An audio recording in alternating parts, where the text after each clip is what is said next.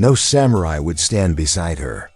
Lady Sayo stepped into the reception hall like someone already condemned, not in chains. Worse, in silence. The room didn't need to speak to reject her. Men shifted their knees away from her shadow. Armor tightened in a perfect line, shoulder by shoulder, until the space beside her looked carved on purpose. Sayo stopped at the center mat. She didn't bow too deep. She didn't ask for mercy. Inside her sleeve, she held her father's broken crest, the edge biting her skin like a quiet reminder. Pain doesn't need to scream to be real. At the dais, the magistrate lifted a scroll. "Lady Sayo," he announced. "By custom, you cannot speak for yourself. You must be spoken for." He scanned the hall. Which samurai will stand beside her? No one moved. And everyone in that room understood what that meant. If no one stood, the judgment would be silence. And silence would swallow her whole. Then, one sandal slid across the tatami. A single man broke ranks, and with that one step, the question changed. Not will she be spared, but why would he risk being destroyed just to stand beside her? In Lord Hoshino's province, people didn't need evidence to condemn you. They only needed a story that sounded clean. Lady Sayo had become that story. 3 seasons ago, her father's estate burned on a windless night. Servants died with their hands still on the buckets. The storehouses collapsed like paper. And by morning, the only person seen walking out of the smoke was Sayo barefoot, ash in her hair, carrying nothing but a small lacquer box pressed to her chest. By nightfall, the whispers had already chosen their shape. She opened the gates. She led the fire. She survived because she deserved to survive. No magistrate ever proved it. No witness ever swore it. But in a land where honor was also a performance, rumor was enough to turn a living woman into something untouchable kegari. People muttered, as if the word itself could keep their hands clean. Since then, every door opened a little later for her. Every shop charged a little more. Every greeting ended a little too fast. And now the castle had summoned her. Not to comfort her. To decide what she would become in official ink. Because in this court, a woman's voice did not carry weight on its own. By custom, she required a samurai to speak beside her, to stand close enough that his reputation would burn with hers if she was lying. That was why the empty space in the hall mattered, and why the man who stepped into it had just placed his own life on the mat. At dawn, the province would watch, and Lord Hoshino would ask one question that could not be taken back. Before we continue, if you want more stories like this, subscribe. It tells YouTube to keep bringing you these tales. And comment, what city are you watching from? Now back to the story. The summons arrived with a red seal and no kindness. A castle runner left it on the threshold of Sayo's rented room and did not wait to see her take it. When she opened the scroll, the ink looked almost fresh, as if the words had been written with urgency, not duty. By order of Lord Hoshino, she was to present herself at the castle in 3 days, to answer for the fire, to answer for the dead, to answer for the rumor that had grown teeth. Sayo read the message twice, then rolled it back up with careful fingers like handling something that might stain her. The lacquer box was already in her sleeve. It always was. She had stopped leaving home without it after the first time someone spat at her feet and called her cursed. On the morning of the 3rd day, she walked through the market streets toward the hill where the castle rose. Vendors turned their faces away, pretending to adjust their wares. A mother pulled her child close. A pair of old men fell silent mid-sentence, as if her presence made language dangerous. At the outer gate, 2 guards checked the seal and waved her through without meeting her eyes. Inside, the air smelled of cedar, ink, and the kind of money that never sweats. A court attendant led her through corridors lined with painted screens. Tigers, waves, mountains, all frozen in perfect control. Control was what this place worshipped. They stopped outside a smaller waiting hall. "Lady Sayo," the attendant said, voice thin, polite, empty. You will kneel when summoned. You will not raise your voice. You will not interrupt the magistrate. Sayo nodded. The attendant hesitated, as if deciding whether to enjoy this next part. And you will not speak for yourself. Sayo's gaze lifted slightly. What? The attendant lowered his voice, as if sharing a simple rule of weather. Custom. A woman accused in matters of honor must be spoken for by a samurai, a witness, a sponsor, someone who stands beside you and claims responsibility for your words. If no one stands beside you, the court will assume there is a reason. He gave her a small bow that carried no respect. If no one stands beside you, the judgment will be swift. Sayo felt the edge of the broken crest inside her sleeve press into her skin. What judgment? She asked. The attendant's eyes flicked away. Exile to the northern labor camps. Your name will be struck from the register. Your father's lands will be reassigned permanently. Any remaining retainers will be dispersed. No appeals. He said it like listing the steps of a tea ceremony. Sayo swallowed, and for a moment she did not feel fear. She felt something colder. Erasure. The attendant motioned to the hall. You have until the hearing begins to secure a sponsor. Sayo stepped inside. The waiting hall held a handful of minor officials, a monk, and 3 samurai in plain traveling armor. Not high-ranking men, but men with names that could open doors. Their laughter stopped when she entered. Their eyes moved to her sleeve, to the lacquer box hidden there, as if they could sense it. One of them stood. Not to greet her, to leave. Another pretended to study a hanging scroll. The third turned his body slightly, enough to signal refusal without saying a word. Sayo understood then what the court already expected. This was not just a hearing, it was a test. They wanted to see if she could find even one man willing to share her shadow. Because if she could not, the province would call it proof. Sayo lowered herself to the mat in the corner, alone, and listened to her own breathing. She had a choice. She could run, vanish into the countryside, become a ghost with a heartbeat.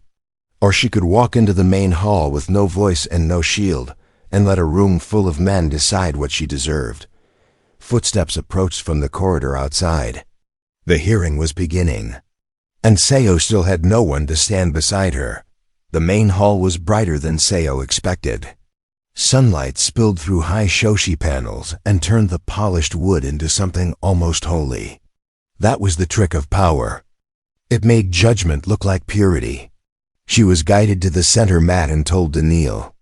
Sayo lowered herself with slow control, spine straight, hands resting calmly on her thighs. She could feel eyes on her from every direction, but no one looked at her the way you look at a person. They looked the way you look at a stain you do not want on your sleeve. At the front of the room, Lord Hoshino sat behind a low screen, only partially visible. It was not his face that held the hall. It was his silence. Beside him sat the magistrate, ink brush ready, scroll unrolled. And to the left stood Lord Katsuro, the regent who spoke when Lord Hoshino did not. Katsuro wore an expression of polite concern, the kind a man wears when he has already decided your ending. The magistrate cleared his throat. Lady Sayo of the Takamura estate, he said. You have been summoned to answer for the fire that destroyed your father's household and the rumors that followed it. A murmur moved through the room like a breeze through dry grass. Sayo kept her gaze lowered. She did not tremble. She refused to give them that. The magistrate raised his voice slightly. By custom, you cannot speak for yourself. He paused, letting the rule land like a stone. You must be spoken for. A samurai must stand beside you and claim responsibility for your words. If none does, the court will assume the rumors are true, and judgment will proceed without further hearing. The hall went so still that Sayo could hear the faint crackle of a lantern wick. The magistrate turned his head, scanning the rows of men seated in formal armor and court robes. Which samurai will stand beside her? No one moved. Not a shift of cloth. Not a cough. Not even the courtesy of refusing out loud. Sayo felt the broken crest inside her sleeve press into her skin. She thought of her father's hands, calloused from bow practice, gentle when he placed that crest in her palm and told her it meant duty, not pride. The silence stretched. Lord Katsuro let it stretch. His mouth held the smallest curve of satisfaction. The magistrate dipped his brush, ready to write the decision as if it had always been inevitable. Then a sound cut through the stillness, a sandal sliding across tatami. A samurai in plain traveling armor stepped out from the third row. Not a celebrated war hero. Not a loud man hungry for attention. Just a man with his jaw set, as if he had already accepted the consequences. He moved to Sayo's side and stopped at the exact distance custom required. Close enough that the shame would touch him. Close enough that every eye in the hall could mark him. "I will," he said. The words were simple. That was what made them dangerous. The hall erupted in whispers, heads turned. A few men stared at him as if he had drawn steel indoors. Lord Katsuro's expression did not change, but something in his gaze hardened, like a door quietly locking. The magistrate blinked once, as if the script had been ruined. "Name," he demanded. The samurai lifted his chin. "Renji of the Mizuno household." Sayo did not look at him yet. If she did, she feared she might reveal what she felt. Not hope. Hope was too fragile. It was something sharper. A chance. The magistrate recovered, voice stiff. "Very well. Then you will both be bound by this hearing." He turned the scroll slightly and spoke with the weight of finality. "Lady Sayo will have 7 days to present proof regarding the fire and the accusations. If she fails, she will be exiled. And you, Renji of Mizuno, will be punished for bringing false testimony before this court." Renji did not flinch. Lord Katsuro finally smiled. "Then let the province see what truth costs," he said softly. And in that moment, Sayo understood. This was no longer about her name. It was about the man who had chosen to stand beside her. And the enemies who would make him regret it. They were not allowed to leave together. That was the first punishment. When the hearing ended, the magistrate dismissed Renji with a curt motion, then ordered an attendant to escort Sayo through a side corridor, as if she were a contagious object that needed to be removed without touching the main path. Renji did not protest. He did not glance back. In a hall full of watching eyes, even a look could be used as a weapon. Only when Sayo reached the outer courtyard did she see him again. He stood near a stone basin under a pine, washing his hands slowly, as if the water could rinse away the moment he had just created. 2 younger samurai lingered nearby, pretending not to stare. Their posture was casual, but their attention was sharp. Sayo stopped a few steps away. Renji finished washing, then turned to her. Up close, he looked younger than she expected, but his eyes did not carry youth. They carried calculation, the kind of awareness you build by surviving in rooms where words kill. "You should not be seen with me," Sayo said quietly. Renji's mouth tightened, almost a smile, almost nothing. "Too late," Sayo hesitated. "Why did you do it?" He looked past her shoulder, scanning the courtyard before answering. "Because the rule is wrong," he said. "And because Lord Katsuro wanted you silent." "That is not an answer," Sayo replied. Renji's gaze returned to her. It was steady, not kind, not cruel, honest in a way that felt unfamiliar. "It is the only answer that matters." Sayo's fingers brushed the lacquer box hidden in her sleeve. "You know what they say about me." "I know what they say," Renji answered. "Rumor is the easiest blade to swing. It never gets dull, and it never stains the hand." Sayo exhaled through her nose. "And yet you stepped into it." Renji's voice lowered. "I did not step into you. I stepped into the space they created." "There is a difference." Before Sayo could respond, a servant approached and bowed to Renji with forced politeness. "Samuri Renji, Lord Katsuro requests your presence." Renji did not move immediately. Sayo felt the air change. The way it does before a storm, Renji spoke to the servant without turning his head. Tell him I will come when my duties here are complete.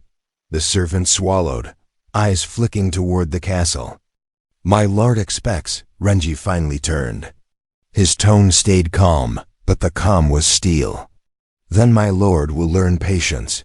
The servant retreated quickly. Sayo watched him go, then looked back at Renji. You just made an enemy who can afford to wait.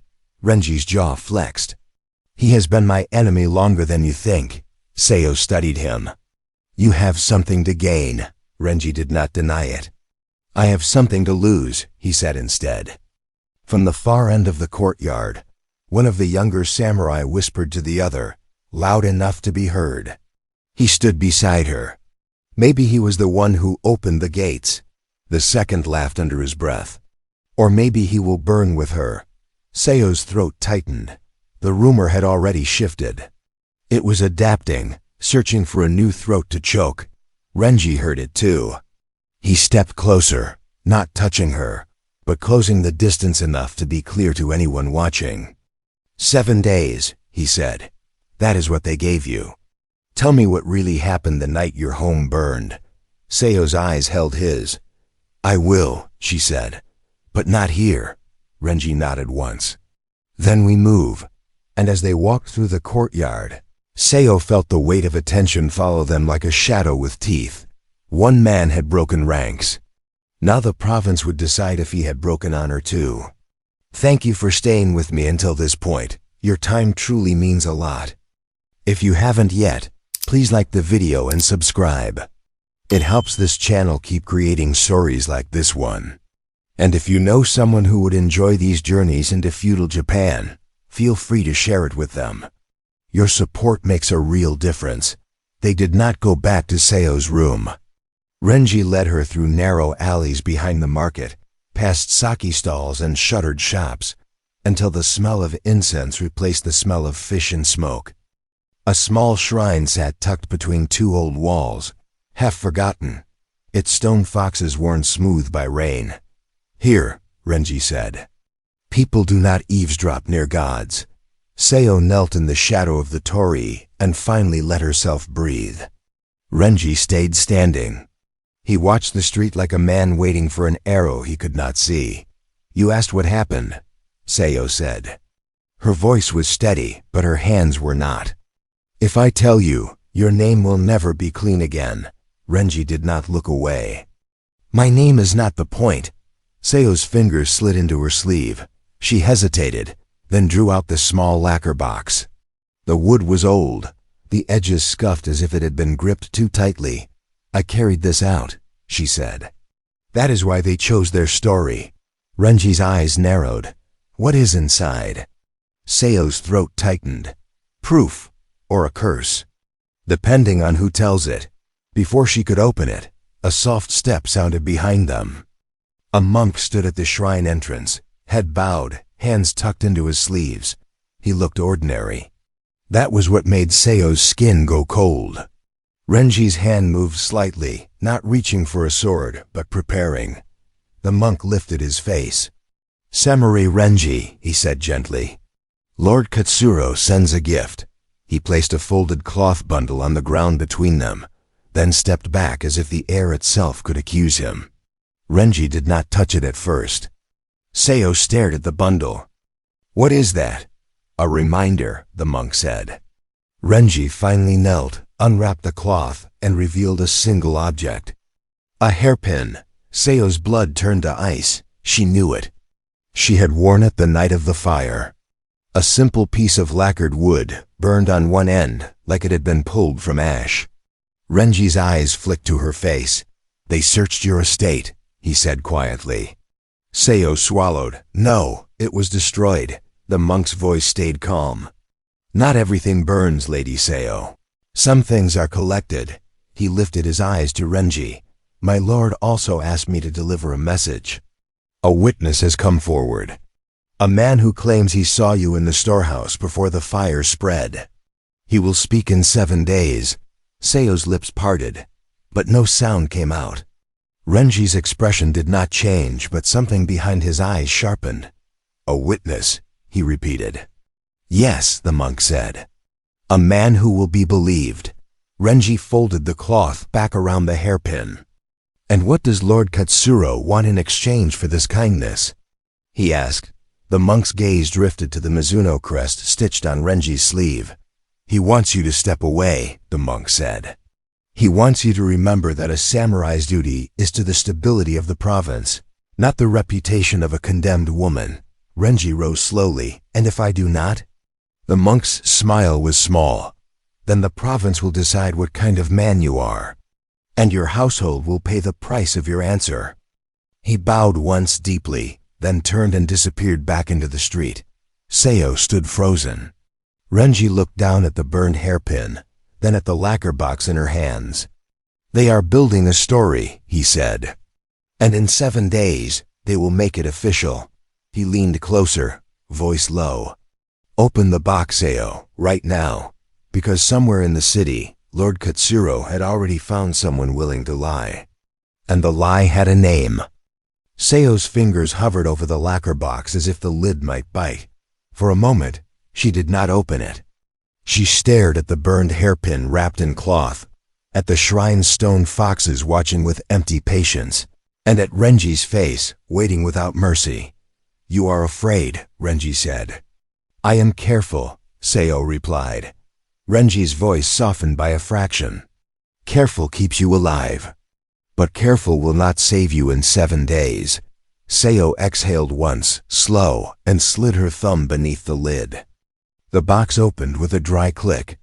Inside was a scroll wrapped in oilcloth, its edges browned by heat. Beneath it lay a small wooden token, stamped with a crest she had never seen in her father's house. 3 slashes inside a circle. Clean. Official. Renji's eyes fixed on it immediately. That is a quartermaster mark, he said. Supply authority. It does not belong in a private estate. Sayo lifted the scroll and unwrapped it. The smell of smoke still clung to the paper, like a memory that refused to fade. Her hands shook, but her voice did not. My father found it the night before the fire, she said. A shipment list. Names. Payment. He told me to hide it if anything happened. Renji took the scroll carefully and unrolled it just enough to read. At the bottom was a signature, not written like a common name, but marked in a stylized flourish, a personal seal. A man's chosen stroke. Renji's jaw tightened. Katsuro, he said. Sayo's throat tightened as if the word itself had weight. You see now why they called me cursed, she whispered. I was the only one who carried proof out of the flames. So they made that the reason I survived. Renji's gaze did not leave the ink. These are payments, he said, scanning. Bribes, food stores, weapons, not for the castle guard. He looked up, and for the first time, the calm in his eyes cracked into something sharper. This is treason. Sayo held his stare. My father confronted him, she said, not with a sword. With duty. He believed Lord Hoshino would protect the truth if it was placed before him. Her voice thinned, but she forced it steady. My father was wrong. Renji rolled the scroll closed again, tighter this time, as if trying to keep the reality from spilling out. If this becomes public, Sayo continued, Katsuro will claim it is forged. He will accuse your household of helping me. He will make the province choose stability over truth. Renji's mouth moved as if he might deny it, but he did not. He understood the machinery. Then he spoke, and the words were not a question anymore. We do not wait 7 days. Sayo blinked. What? Renji looked toward the street, listening. The city sounded normal. That was the most frightening part. They already found your hairpin, he said. They already hired a witness. That means they are not trying to win fairly. They are trying to finish this quickly before anyone asks why a regent needs fires and rumors to keep order. He stepped closer, lowering his voice. In 7 days, your truth will be buried under ceremony. So we strike first. Sayo's heart beat hard enough to hurt. How? She asked. Renji's eyes hardened with decision. We take this to someone who can read seals and cannot be bought. Someone who serves the clan, not Katsuro. Then we find the witness and break his story before he speaks. Sayo stared at him, stunned by the shift. A moment ago, she was a woman begging the world to believe her. Now she was holding a weapon made of paper and ink. Renji reached out, not touching her hand, but hovering close enough to steady it. "You asked why I stood beside you," he said. "This is why." Outside the shrine, a pair of footsteps passed too slowly, then stopped. Renji's head tilted. "We're being watched," he whispered. Sayo closed the box with a soft click. And for the first time in 3 seasons, she did not feel hunted. She felt armed. They moved through the city like people who had learned to walk without making noise. Renji kept to the edges of crowds. He avoided the main roads. When a patrol passed, he did not lower his head too far, and he did not look too proud. He wore obedience the way a warrior wears a borrowed cloak, only long enough to get through the gate. Sayo stayed half a step behind him, the lacquer box pressed to her sleeve like a second heartbeat. "You said someone who cannot be bought," she murmured. Renji did not answer right away. He turned down an alley lined with drying persimmons and stopped beside a back entrance to a temple storehouse. The door was plain, but the lock was new. That alone was a warning. "This is not a temple," Renji said quietly. "It is a record room wearing incense." He knocked twice, then once, then waited. A panel slid open. A single eye stared out, sharp and suspicious. Renji leaned in just enough to be seen.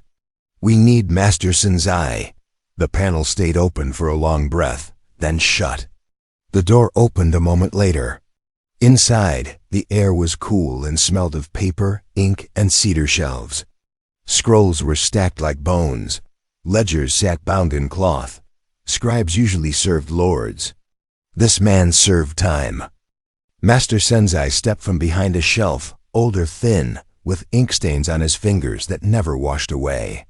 He looked at Renji first, then at Sayo, then at the lacquer box. "You brought trouble into my quiet place," Senzai said. Renji bowed. "We brought truth." Senzai's gaze flicked toward the door. "Truth is loud. Quiet men do not live long." Sayo stepped forward before Renji could speak. "They are building a lie," she said.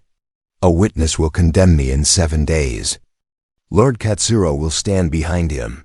Senzai's face stayed calm, but his eyes sharpened at the name. Renji spoke softly. "We have a supply mark and a payment list. We need you to verify the seals. Then tell us who can receive this without dying." Senzai let out a thin breath and extended his hand. Sayo hesitated only once, then placed the lacquer box in his palm. The lid clicked open. Senzai unwrapped the scroll as if it were fragile, then paused when he saw the quartermaster mark. He touched it lightly with the pad of his finger. "This is official," he said. Renji leaned in. "Can you prove it?" Senzai pulled a ledger from a shelf and opened it to a page filled with seals. He compared marks in silence. The room felt smaller with every heartbeat. Finally, he closed the ledger. "Yes," he said. "I can prove it." Sayo's stomach tightened with relief that almost felt like pain. Then Senzai looked up. "And proving it will kill someone." Renji's eyes did not flinch. "Who?" Senzai's gaze moved to Sayo. "Lady, if you place this in Lord Hoshino's hands directly, Katsuro will call you a traitor and claim you forged it. If you place it in the council's hands, half of them will deny it, and the other half will pray Katsuro does not notice they saw it." Renji's jaw clenched. "Then where?" Senzai hesitated, then spoke a name like an admission. "Elder Jirobei. The old inspector who retired after the river tax scandal. He is not loved. That is why he survives. He hates corruption more than he fears death." Renji nodded once. "Where is he?" Senzai gave directions, then lowered his voice. "And the witness you mentioned," he added. "Do not underestimate that. Lies are not dangerous because they are convincing. Lies are dangerous because people want to believe them." Sayo swallowed. Renji closed the lacquer box and tucked it back into Sayo's sleeve. "Then we remove the lie first," he said. We find the witness. They left the record room and moved again, faster now. The witness was not hard to locate, because men like him always lived at the edge of hunger. Senzai's scribes had heard the name in the market. A dock worker called Shun, a man with gambling debts and a wife who coughed too much in winter. They found him at a backstreet tea house drinking cheap sake as if it could drown conscience. Renji did not approach like a threat. He approached like a man offering an escape. Shun tried to stand.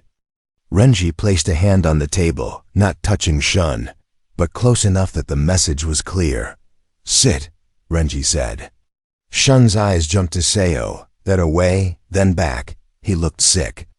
"I did not mean it," Shun whispered.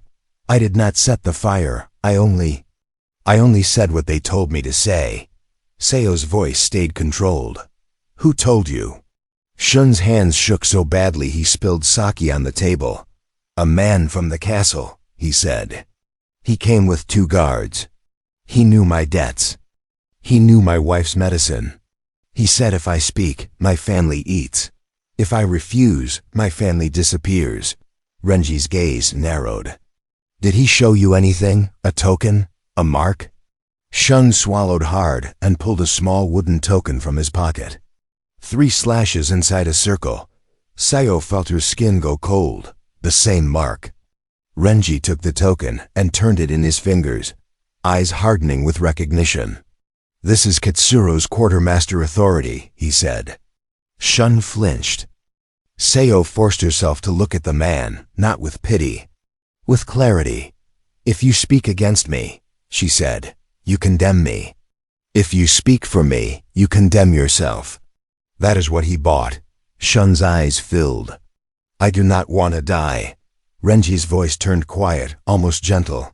"Then live," he said. "But if you want to live, you must stop being useful to him." Shun stared. "How?"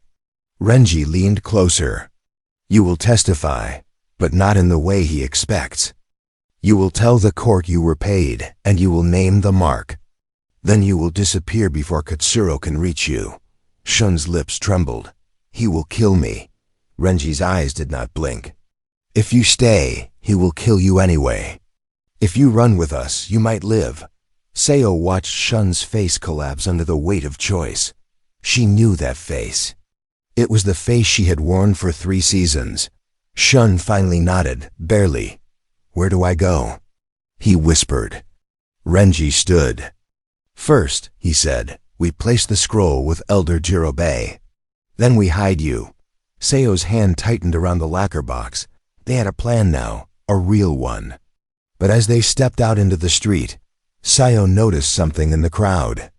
A man who turned too late, a sleeve that covered a hand too quickly, a presence that moved like patience. Renji saw it too. His voice dropped. "We're late," he said. "Katsuro already knows we touched the witness." And somewhere behind them, the city began to close its doors. Elder Jirobei lived like a man who expected to be hated. His home sat behind a low wall near the river, plain and unguarded, with a single lantern by the gate that never burned bright. No banners, no proud crest. Only the quiet of someone who had outlived politics by refusing to look impressive. A servant let them in after Renji spoke the name of the Mizuno household. Jirobei appeared in the inner room, old and narrow, with a back that had learned to bend, but not break. His eyes were sharp and a tired face. "Samurai Renji," he said. "You bring me the kind of visit that ruins a peaceful death."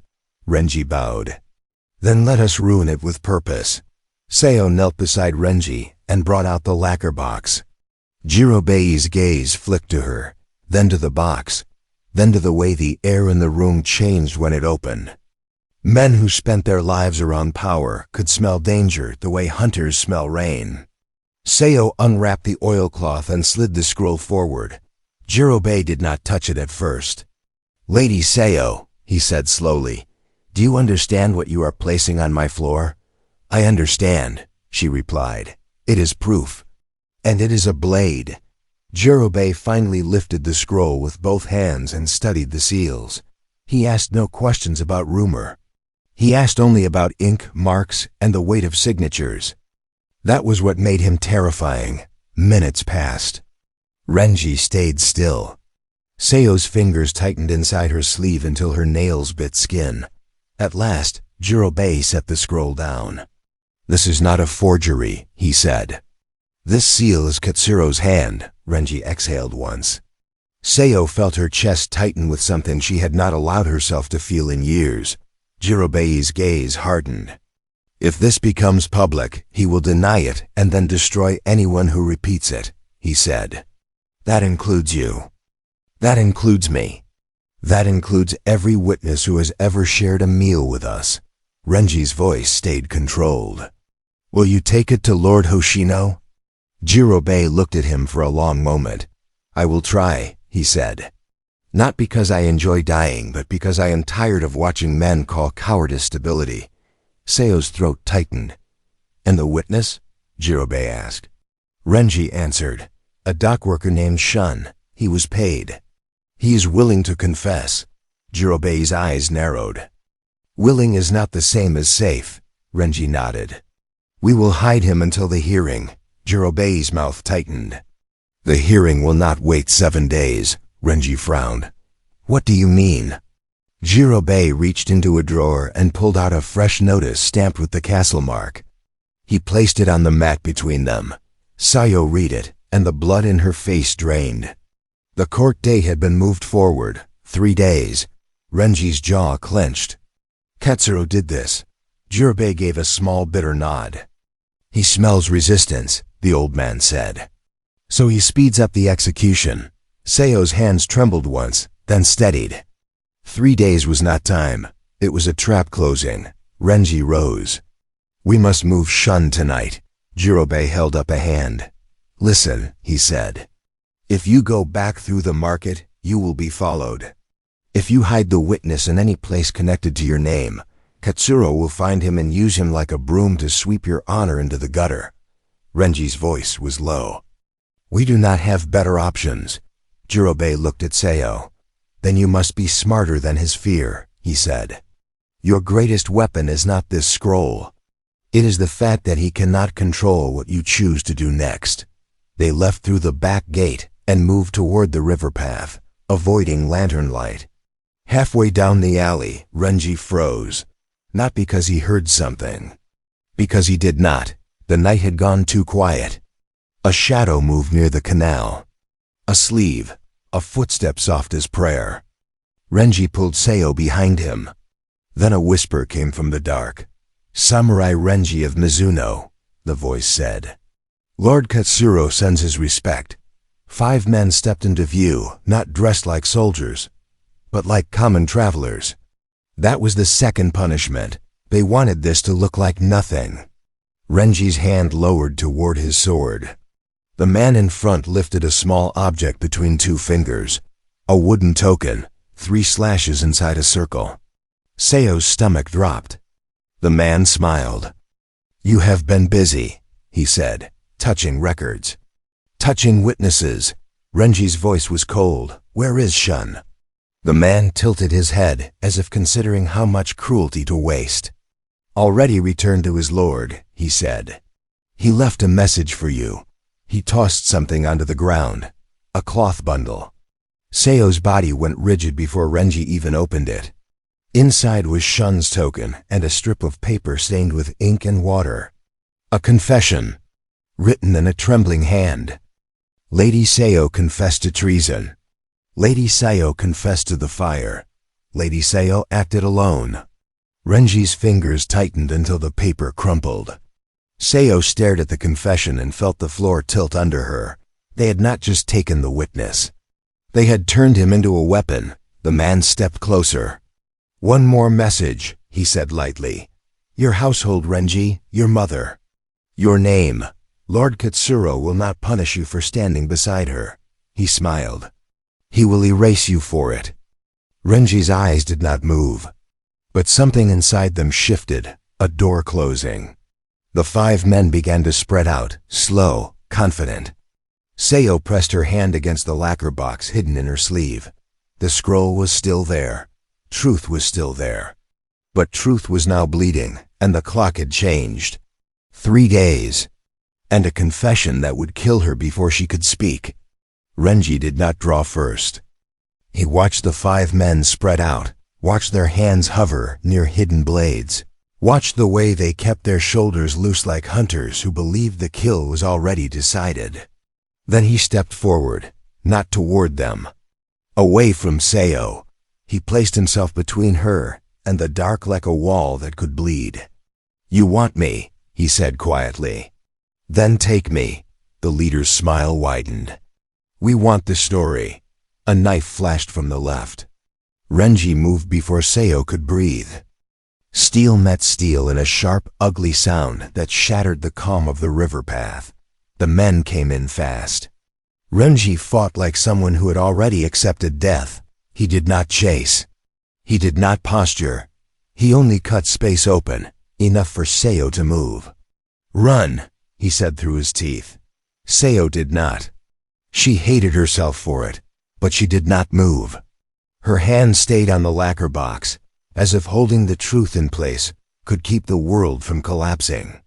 Another blade came for Renji's ribs. He twisted, took the strike across his arm instead. Blood darkened his sleeve immediately. Sayo's chest tightened. This was the price of someone standing beside her. Renji drove his shoulder into one attacker, shoved him into the canal edge, and kicked his legs out. The man fell hard. Water swallowed his curse. "Now," Renji snapped. Sayo moved then, not away, but to the side, grabbing a loose stone from the path and driving it into the face of the nearest man as he turned toward her. The impact stunned him long enough for Renji to finish the motion with the flat of his blade. The leader hissed and stepped back, reassessing. This was not clean anymore. Lanterns flared in the distance. Shouts rose. Someone had heard steel. The 5 men did not want witnesses. They wanted silence. The leader's eyes narrowed. "Next time," he said softly. "You will not have room to breathe." He backed into the dark. The others followed, melting away as if they had never existed. Renji stood still, chest rising and falling. Blood ran from his arm, slow and steady. Sayo reached for him. "Your arm. It will hold," he said. They hurried through side streets and slipped into the abandoned storehouse Senzai's scribes used for deliveries. Renji barred the door with a beam, then sat heavily against the wall. For a moment, Sayo let herself believe they had survived. That was the false victory. Then footsteps pounded outside. Not assassins this time, messengers. A thin voice called Renji's name. It was one of Senzai's young scribes, breathless, terrified. "Samurai Renji," he hissed through the crack in the door. "Do not go to the temple. Do not go back to the river house." Renji's eyes lifted. "Why?" The boy swallowed hard. "Elder Jirobei was taken." Sayo's stomach dropped. The boy's voice broke. "Men from the castle came before sunset.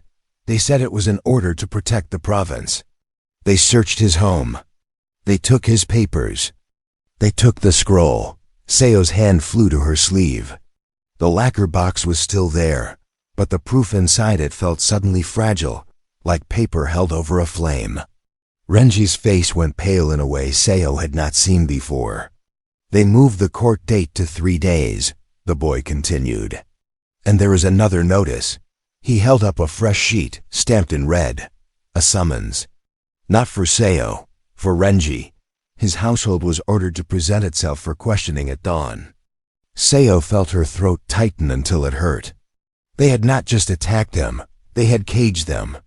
Renji stared at the summons, then closed his eyes briefly, as if seeing his mother's face in the ink. Sayo whispered, barely audible, "I will go alone." Renji's eyes snapped open. "No, you can still save your name," she said. "You can still save your household. I was the poison. I can end it by swallowing it." Renji stood despite the pain, voice low and absolute. "They want you alone because alone is easy." He looked at her, and the calm in his eyes returned, colder now, sharper. "We do not survive by being clean," he said. "We survive by being true. Outside, the city bells rang once, distant and indifferent. Dawn was coming. And in 3 days the province would watch them burn, unless they did something no one could ignore. The hearing was held at midday, when the sun made everything look honest. Sayo knelt on the center mat again. The same hall, the same light, the same empty space beside her. But this time, the room felt hungry. Men watched her like they were waiting for a clean ending, a story sealed in ink. A woman erased in public. At the front, Lord Hoshino sat behind his screen, silent as stone. The magistrate unrolled a fresh scroll. "Lady Sayo of the Takamura estate," he announced. "A confession has been submitted. The court will now record it." Lord Katsuro stood to the side with his hands folded, calm, almost gentle. He wore the face of a man offering mercy. The magistrate began to read. Sayo kept her eyes forward. She did not flinch. But inside her sleeve, her fingers tightened so hard around the lacquer box that her knuckles ached. The confession sounded like her name, written in someone else's mouth. Then the magistrate paused. "By custom," he said, "Lady Sayo cannot speak for herself. If any samurai wishes to speak beside her, he may do so now. Otherwise, judgment will proceed." The hall held its breath. No one moved. Then a sandal slid across the tatami. Renji stepped into the empty space beside her. A whisper rippled through the room, sharp and disbelieving. Some men stared at him as if he had walked into fire on purpose. Renji bowed once, not to Katsuro, not to the rumor, but to the court. "I will speak," he said. Lord Katsuro smiled faintly. "Still committed to your mistake." Renji did not look at him. "That confession is false," Renji said. "It was written under threat." The magistrate's face tightened. "Do you have proof?" Renji's voice stayed even. "Yes." He turned slightly, and 2 men entered the hall, not in armor, but in plain clothes. One supported the other by the elbow. The man being guided forward was Shun, the dock worker. His face was swollen, his lips split, his eyes wide with fear. A murmur swept the room. A witness was not supposed to arrive like this. Shun dropped to his knees, trembling. Lord Katsuro's expression did not change, but his eyes sharpened. Renji spoke quietly. "Tell them." Shun swallowed hard. His voice cracked. "I was paid," he whispered. "A man from the castle came to me. He knew my debts. He knew my wife's medicine. He said I would speak, or my family would disappear." The magistrate lifted his brush, hesitating. "Name the man," he demanded. Shun's hands shook. He did not give his name. "He gave me this." Shun reached into his sleeve and pulled out a wooden token. 3 slashes inside a circle. The hall stirred again, louder this time. That mark was not common. It was administrative authority. Renji took the token and held it up so the court could see. "This is quartermaster authority," Renji said. "This is how they moved money and men without being questioned." Lord Katsuro finally spoke, voice mild. "A token proves nothing. Anyone could carve wood." Renji nodded once, as if granting the lie its moment. Then he turned toward the side doors. "Master Senzai," he called. A thin old man stepped forward from the shadows near the pillars, ink stains on his fingers. A temple record keeper. A man no one looked at until they needed truth. He bowed to the magistrate. "I verified that mark against official ledgers," Senzai said. "It matches a quartermaster seal used by Lord Katsuro's office. That is recorded." The magistrate's hand lowered slightly. The brush hovered, uncertain. Lord Katsuro's smile faded. "And where is your proof of this so-called record?" Katsuro asked, voice still polite, but the politeness now had teeth. Senzai did not answer. Renji did. "It was taken when Elder Jirobe was seized." A hush dropped over the hall. Lord Katsuro's eyes flicked once, fast, toward the magistrate. The magistrate tried to recover his authority. "Without the document, this is theater," he snapped. "The court cannot condemn a regent based on tokens and accusations. Renji stepped forward 1 pace. "Then let the document speak," he said. A servant entered suddenly from the rear, older, shaking, carrying a wrapped bundle in both hands. His cheeks were wet, whether from sweat or tears, no one could tell. He bowed so deeply his forehead touched the floor. "I served Elder Jirobe," the servant said.